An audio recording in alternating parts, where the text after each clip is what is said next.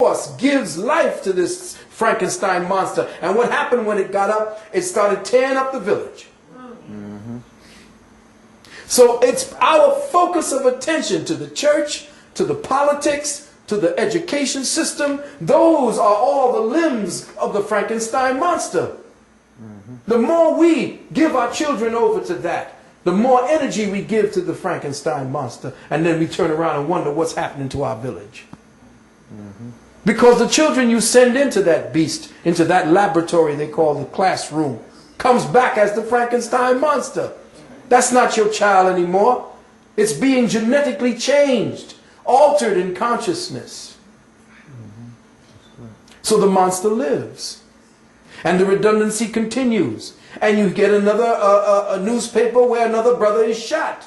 Another sister is raped. Another child is abandoned. How much longer is this thing going to go on? As long as we continue to think in redundancy, this has continued to happen. And we have now become addicted to our own comfort. Miserable as we are, we're still addicted to this semi-comfort that we call reality. If you want to truly change, you have to suffer. Period. If you pull away your electricity and say, I'm not using electricity anymore. If you say, I'm not going down to the Piggly Wiggly, or I'm not going down to the A&S, I'm not going down to any of these things that feed this Frankenstein. You watch this thing come crumbling down like a house of cards. But you got to remember that your Negro preacher, your Negro politician, your Negro educator is there constantly wanting to go and pay homage to the monster, because that's who he's plugged into. I didn't care that Sharpton was speaking at some Democratic National Convention. That ain't going to change Harlem. No. Harlem is dying. Yes. Rango gave that away. Yes, he did. That's your other Negro politician. Yes. They're there to serve the illusion, to serve Dr. Frankenstein. And it's your DNA that's being perverted every day by the way that they're putting their foods. They're converting the foods and perverting the foods, and you go in there and eating anything and everything that comes into your community. Correct. And eating is a form of communication. Know that. I spoke about that in my nanogenetic mind control. That when you change the genetics of the food, you teach the genetics of the human being. Because when the human being consumes that food, it begins to pervert the genetics. So you can genetically mind control somebody without lifting a finger, by simply getting them to eat the food that you're perverting. And your body no longer is going to be the same. The legacy that you have from your genetics, your sperm and your egg, will no longer be the same genetics passed on to that child. And that's why you have so many faggots and homosexuals and lesbians running around today. I know you're mad at me for what I'm saying, but somebody's got to say it. At the end of every civilization, there's one thing common to all of them.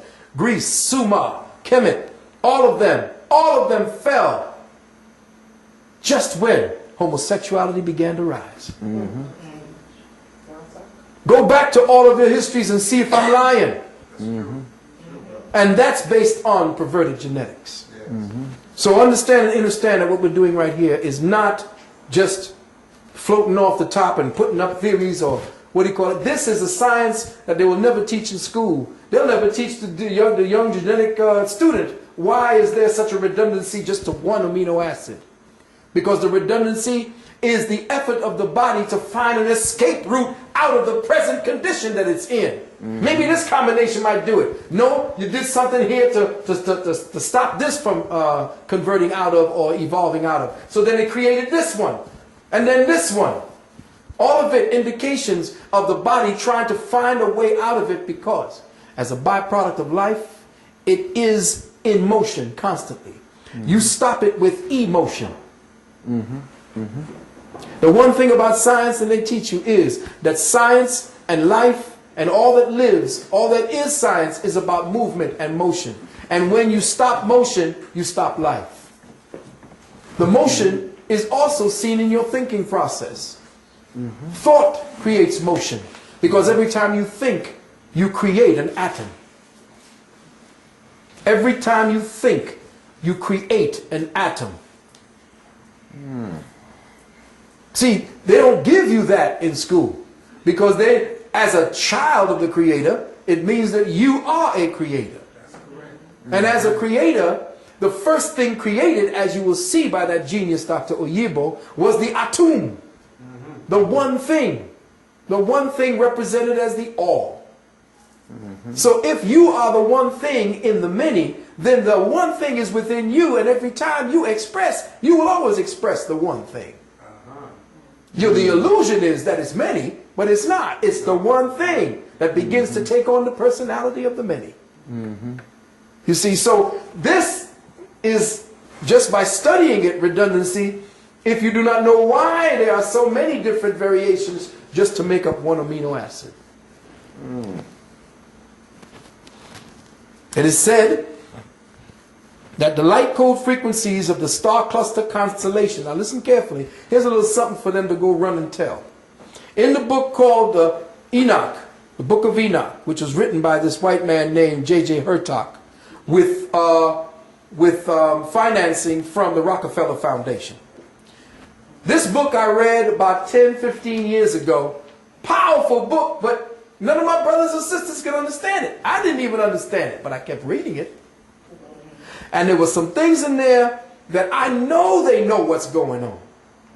They've studied our information. He says he got it from Enoch, which gave him, you know, white folks got this thing where they want to pretend that they didn't get it from us. So they got it from some spirit that gave it to them. That's that New Age bullshit. They like to tell you somebody else told them. Well, who was it? Oh, it was a spirit that talked to me at night, and Enoch said. Well, hell, Enoch was black. So you can't get away from that. So in it, trying to remember what he was saying, I put this down. I says, the light code frequency of a star cluster known as Alpha Draconis represents the star grid system program that is entropic in nature. Entropic means that it sucks energy, that it leaves a void of energy, that causes certain energies to want to come to it. But it's entropic, it sucks the life force out of you. Like, you know, sometimes you get close to certain Caucasians, if you're around them too much, you wonder why you're feeling tired. Or when you're around certain people, not just Caucasians, because there's a bunch of Negroes out there that be sucking your life force too.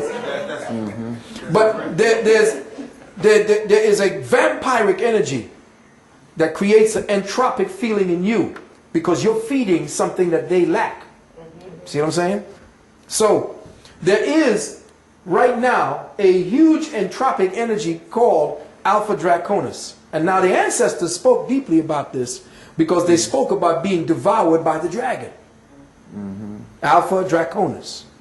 Okay? But that Alpha Draconis essentially is a star constellation that sucks consciousness.